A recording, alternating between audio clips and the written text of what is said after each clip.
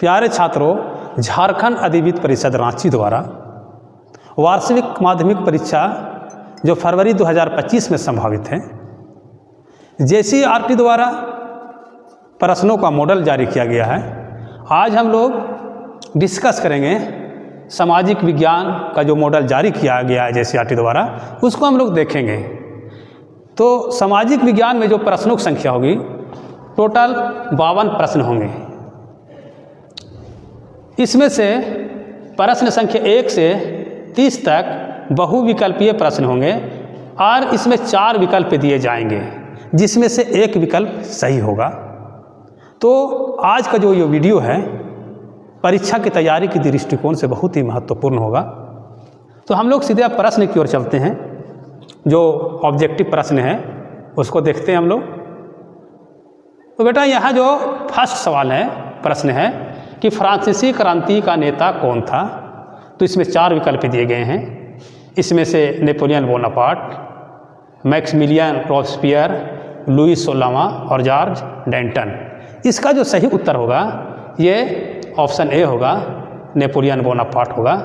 लेकिन बेटा जो इसमें थोड़ा हम लोग समझेंगे, क्योंकि हर जो विकल्प दिया गया है उसको थोड़ा आगे और थोड़ा पीछे हमको समझना पड़ेगा।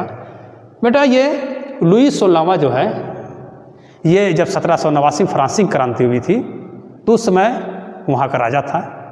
प्रश्न कभी कभी पूछता है कि जब फ्रांसीसी क्रांति 1789 में हुई थी तो उस समय वहाँ का राजा कौन था। तो ये लुई 16वां था। उसके बाद हम लोग चलते हैं प्रश्न संख्या 2 की ओर।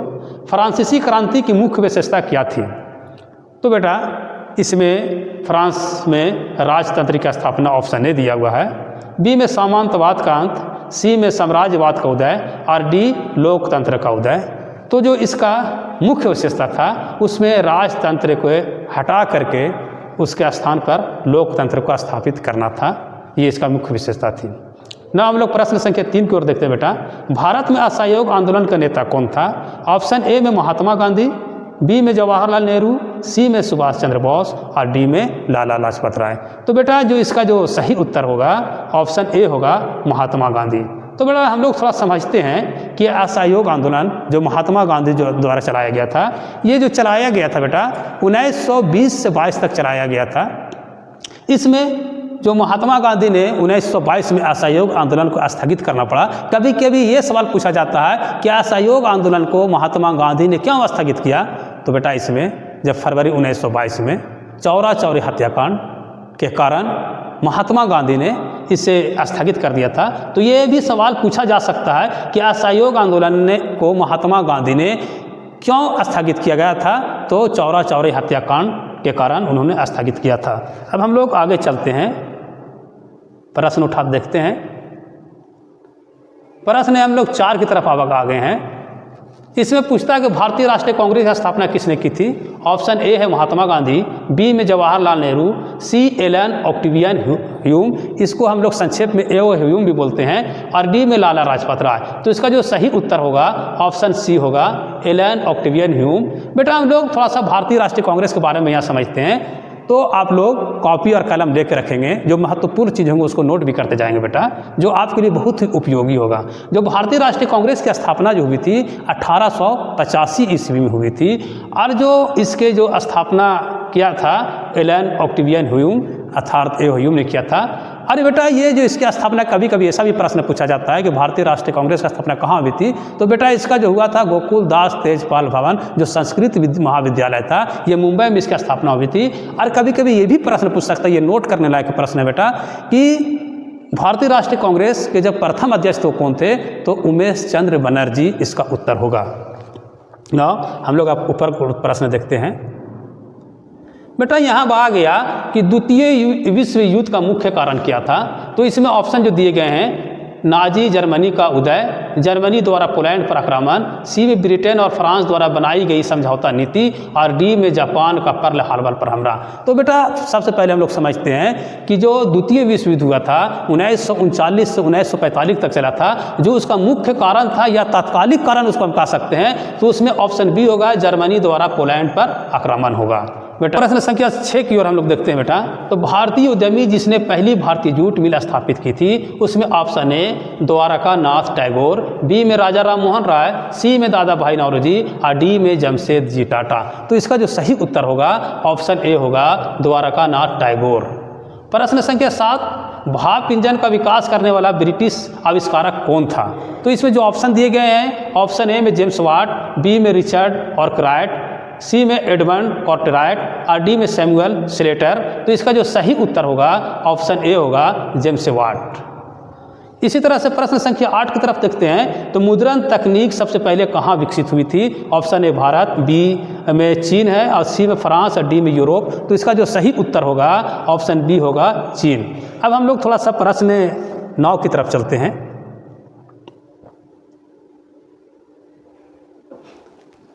गीत गोविंद की रचना किसने की थी? ऑप्शन ए जयदेव, बी में राजा राम मोहन राय, सी में शिवानी और डी में विवेकानंद। तो इसका जो सही उत्तर होगा ऑप्शन ए होगा जयदेव।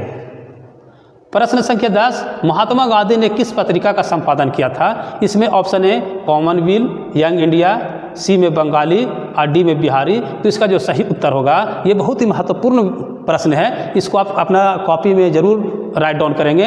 इसका जो सही उत्तर होगा ऑप्शन बी होगा यंग इंडिया। इसके बाद हम लोग चलते हैं, भारत छोड़ो आंदोलन कब हुआ था? प्रश्न संख्या 11। तो ऑप्शन ए 1942, बी में 1943, सी में 1944, डी में 1945। तो बेटा जो भारत छोड़ो आंदोलन हुआ था वो 1942 में हुआ था। इसको पहले हम लोग समझेंगे, 1942 में ऑप्शन ए सही होगा। इसके बाद बेटा जो भारत छोड़ो आंदोलन से संबंधित जो प्रश्न पूछा जा सकता है, इसमें एक बहुत ही जो महात्मा गांधी द्वारा इस आंदोलन के दौरान स्लोगन दिया गया था, करो या मरो का नारा किसने दिया था? तो इसी आंदोलन के दौरान महात्मा गांधी ने डू और डाई, करो या मरो का नारा दिया था। इसको भी नोट कर लेंगे। उसके बाद हम लोग थोड़ा प्रश्न 12 की ओर चलते हैं। बाघ परियोजना की शुरुआत कब हुई थी? ऑप्शन ए 1951, बी 1973, सी 1993 और डी 2009। तो इसका जो सही उत्तर था होगा ये 1973 होगा। बेटा बाघ परियोजना की शुरुआत करने का उद्देश्य था कि बाघों को संरक्षित करना था और इसकी संख्या को बढ़ाना था, इसका मेन उद्देश्य था। इसी के तहत बाघ परियोजना की शुरुआत भारत में 1973 में शुरू की गई है। प्रश्न संख्या 13, किस प्रकार की मिट्टी में कंकड़ की मात्रा अधिक होती है? ऑप्शन ए खादर, बी बांगर, सी लाल और डी लेटराइट। तो जो सबसे ज़्यादा मिट्टी में कंकड़ की मात्रा अधिक पाई जाती है उसमें ऑप्शन बी होगा बांगर, सही उत्तर होगा इसका। अब हम लोग चलते हैं, प्रश्न ऊपर उठाते हैं, देखते हैं। अब पूछा गया है प्रश्न संख्या 14 में, काली मृदा किस नाम से जाना जाता है? ऑप्शन ए जलोढ़ मृदा, बी खादर, सी रेगूर, डी बांगर। तो काली मृदा को बेटा बोला जाता है रेगूर, इसलिए इसका सही उत्तर ऑप्शन सी होगा। बेटा काली मिट्टी में एक प्रश्न पूछा जाता है कि काली मृदा में किस तत्व की अधिकता होती है? तो इसमें मैग्नीशियम और चूने की अधिकता होती है। इसको राइट डाउन कर लेंगे, ये बहुत ही महत्वपूर्ण प्रश्न है। और ये भी पूछा जा सकता है कि काली मृदा किस फसल के लिए बहुत ही अत्यधिक उपजाऊ होता है? तो उसमें कपास का उत्पादन अधिक होता है काली मृदा में। अब हम लोग थोड़ा सा ऊपर चलते हैं, उठाते हैं प्रश्न। अब आते हैं प्रश्न संख्या 15, सुंदरवन राष्ट्रीय पार्क किस राज्य में स्थित है? तो सुंदरवन राष्ट्रीय पार्क जो स्थित है बेटा पश्चिम बंगाल, इसका जो सही उत्तर होगा पश्चिम बंगाल। सुंदरवन राष्ट्रीय पार्क बाघों के रिजर्व के लिए स्थापित किया गया, बनाया गया है और ये गंगा का जो डेल्टा है सुंदरवन डेल्टा उसी में यह स्थित है। उसके बाद हम लोग प्रश्न संख्या 16 की ओर चलते हैं। नर्मदा बचाओ आंदोलन संबंधित है। ऑप्शन ए सरदार सरोवर परियोजना, बी भाखड़ा नंगल परियोजना, सी रिहंद परियोजना और डी टिहरी परियोजना। तो इसका जो सही उत्तर होगा ऑप्शन ए होगा सरदार सरोवर परियोजना। बेटा इसमें से और एक थोड़ा समझने की कोशिश कर देंगे कि नर्मदा बचाओ आंदोलन के मुख्य नेता कौन थे? तो उससे पहले पूछा जाता है इसका, तो सुश्री मेघा पाटकर थी इसका जो नेतृत्व किया था नर्मदा बचाओ आंदोलन का। और ये किस नदी पर, सरदार सरोवर परियोजना किस नदी पर है? तो नर्मदा नदी पर स्थित है। इसके बाद हम लोग प्रश्न संख्या 17 की ओर चलते हैं। जल किस प्रकार का संसाधन है? ऑप्शन ए अनवीकरणीय, बी कृत्रिम, सी नवीकरणीय, डी इनमें से कोई नहीं। तो इसका जो उत्तर होगा ऑप्शन सी होगा नवीकरणीय। अब हम लोग प्रश्न 18 की तरफ चलते हैं। श्रीलंका का राजकीय धर्म क्या है? ऑप्शन ए इस्लाम, बी हिंदू, सी ईसाई, डी बौद्ध। तो बेटा इसका जो सही उत्तर होगा ऑप्शन डी होगा, बौद्ध धर्म। 1956 में श्रीलंका में एक कानून बनाया गया था जिसके तहत बौद्ध धर्म को वहाँ का राजधर्म घोषित किया गया था। ना हम लोग प्रश्न संख्या 19 की ओर चलते हैं। बेल्जियम में डाचों की आबादी कितनी प्रतिशत है? ऑप्शन ए 57, बी में 58, सी में 59, डी में 60। तो इसका जो अब सही उत्तर होगा उसका सी होगा, ऑप्शन सी 59%। यह हम लोग समझते हैं कि डच लोग की आबादी बेल्जियम में बहुत ज़्यादा थी, 59%। उसके बाद फ्रेंच लोगों का आबादी था वहाँ, जिसका कुल आबादी का 40% लोग थे, और 1% जर्मन लोग होते थे जो जर्मन भाषा बोलते थे। फिर से समझिए, इसको राइट डाउन करना ये बहुत ही महत्वपूर्ण क्वेश्चन है। इसमें से 3 क्वेश्चन में से एक क्वेश्चन बहुत ही महत्वपूर्ण बनता है। इसमें से 59 डचों की आबादी, कुल आबादी का 59%, फ्रेंच लोगों का कुल आबादी का 40%, जर्मन भाषी कुल आबादी का 1%। और ये बेटा जो बेल्जियम है ये यूरोप महादेश का एक छोटा सा देश है जिसकी राजधानी ब्रुसेल्स है। कभी कभी राजधानी भी पूछता है, इसलिए आपको इसको दिमाग में रखना है कि बेल्जियम की राजधानी ब्रुसेल्स। ना हम लोग प्रश्न संख्या 20 की ओर चलते हैं। निम्नलिखित में से कौन सी शक्ति केवल केंद्र के पास है? शिक्षा, रक्षा, कृषि, स्वास्थ्य। तो इस पर हम लोग थोड़ा समझेंगे कि केंद्र सरकार और राज्य सरकार के बीच शक्तियों का विभाजन 3 सूचियों में किया गया है, संघ सूची, राज्य सूची और समवर्ती सूची। तो यहाँ पर संघ सूची से संबंधित प्रश्न पूछा गया है जिस पर कानून बनाने का अधिकार केंद्र सरकार के पास है। इसमें जो सही उत्तर होगा ये रक्षा होगा। बेटा कोड में थोड़ा सा गुनगुना लिया करो जब पढ़ाई किया करो रात में, तो कभी कीजिए, जहाँ विदेश भैया बैठ के ट्रेनवा, जहाँ विदेश भैया बैठ के ट्रेनवा, जाके मोबाइल करिया लिखिया बैरनावा। तो ये बेटा जब गुनगुनाएंगे तो इसमें संघ सूची में सम्मिलित विषयों का नाम है जहाँ विदेश भैया। तो विदेशी मामले जो फॉरेन अफेयर्स के मामले होते हैं ये संघ सूची में है। रेल जो मंत्रालय है रेल, वो भी संघ सूची में है। ट्रेन जो बोला गया, इस तरह से आप लोग इसको गुनगुनाते रहेंगे तो याद आ जाएगा ना। हम लोग प्रश्न चलते हैं, आप लोग 21 प्रश्न संख्या 21। विकेंद्रीकरण क्या है? ऑप्शन ए एक हाथ में शक्ति का केंद्रीकरण, बी में स्थानीय सरकारों की शक्ति का वितरण, सी में केंद्र से राज्यों की शक्ति का हस्तांतरण, डी में सरकार स्थानीय सरकारों की शक्ति को कर करना यानी कम करना। तो इसका जो सही उत्तर होगा ऑप्शन सी होगा, केंद्र से राज्यों की शक्ति का हस्तांतरण, यानी केंद्र के पास जो शक्तियाँ बहुत ज़्यादा थी उसका हस्तांतरण किया गया राज्यों के पास, इसलिए इसका सही उत्तर ऑप्शन सी होगा। ना हम लोग प्रश्न संख्या 22 की ओर चलते हैं। भारत के पूर्वोत्तर राज्यों द्वारा अधिक स्वायत्तता की मांग का मुख्य कारण क्या है? ऑप्शन ए आर्थिक पिछड़ापन, बी सांस्कृतिक और भाषाई अंतर, सी ऐतिहासिक कारण और डी भौगोलिक स्थिति। तो इसका जो सही उत्तर होगा ऑप्शन बी होगा, सांस्कृतिक और भाषाई अंतर। ना हम लोग चलते हैं प्रश्न 23 की ओर चलते हैं। एक लोकतांत्रिक सरकार की मुख्य विशेषता क्या है? इसमें 4 ऑप्शन दिए गए हैं। पहला, शक्ति का केंद्रीकरण, बी में शक्तियों का पृथक्करण, सी में व्यक्तिगत अधिकारों का संरक्षण और डी में उपरोक्त सभी। जो तो एक लोकतांत्रिक सरकार की मुख्य विशेषता में ये सभी शामिल होंगे, इसलिए इसका सही उत्तर ऑप्शन डी होगा। ना हम लोग प्रश्न आगे देखते हैं।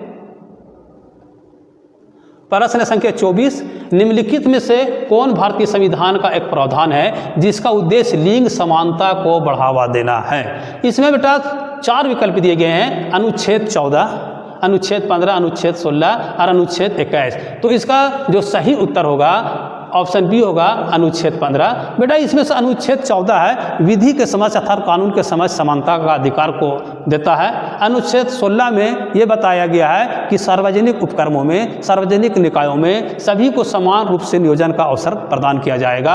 और अनुच्छेद 21 में जो बहुत ही महत्वपूर्ण प्रश्न है, अनुच्छेद 21 में 6 से 14 साल के बच्चों को अनिवार्य एवं निःशुल्क शिक्षा देने का बात कहा गया है। हम लोग प्रश्न संख्या 25 की ओर चलते हैं। भारत किस प्रकार का राज्य है? ऑप्शन ए संप्रभुत्व और लोकतांत्रिक, बी में धर्मनिरपेक्ष और संघीय, सी में संप्रभुत्व लोकतांत्रिक धर्मनिरपेक्ष और संघीय, और डी में जो दिया गया है राजतंत्र और अधिनायकवादी। तो इसका जो सही उत्तर होगा ऑप्शन सी होगा, संप्रभुत्व लोकतांत्रिक धर्मनिरपेक्ष और संघीय।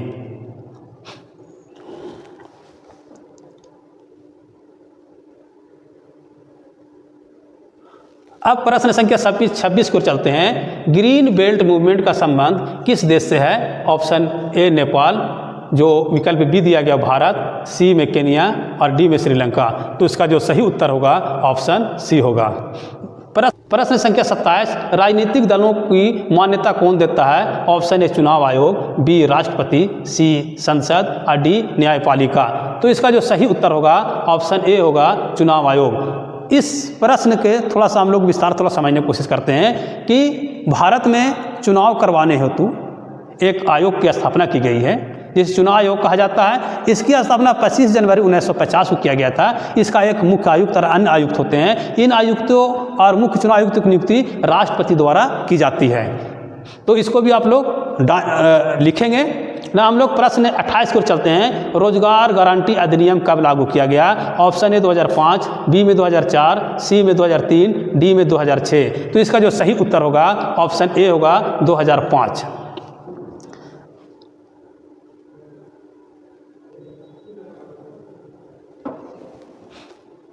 प्रश्न संख्या 29 की ओर, बैंकों की आय का प्रमुख स्रोत क्या है? ऑप्शन ए निकासी, बी ऋण, सी जमा, डी इनमें से कोई नहीं। तो इसका जो उत्तर होगा ऑप्शन बी होगा ऋण।